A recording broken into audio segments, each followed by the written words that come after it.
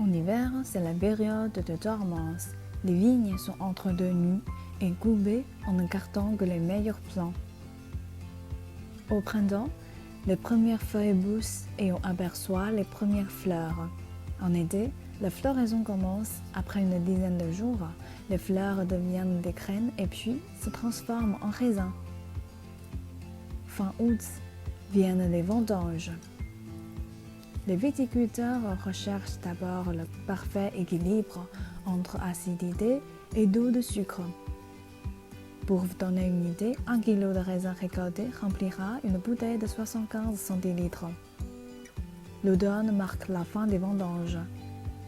La vinification débute avec le pressurage, pendant lequel on va séparer les grains de raisin de grappe et les mettre dans une cuve.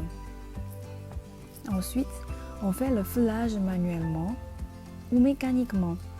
L'idée consiste à faire éclater la peau du raisin pour en faire ressortir tout le jus. Une fois foulé, le mélange reste entreposé dans des cuves pendant 10 à 18 jours. Il s'agit de la fermentation alcoolique. Le sucre se transforme alors en alcool.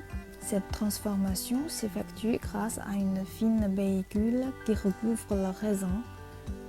La levure qu'elle contient absorbe le sucre et produit de l'alcool et du gaz carbonique. Le gaz permet la séparation du liquide et le marc. Ce mélange doit être conservé à une température de 26 à 30 degrés pour garantir une fermentation optimale. Pendant une période de 6 mois à 2 ans, le maître de chai surveillera régulièrement l'évolution de la production. Une fois le vin arrivé à maturation, il est temps de le mettre en bouteille. Le vin est ensuite emballé, chargé et livré pour que vous puissiez le déguster.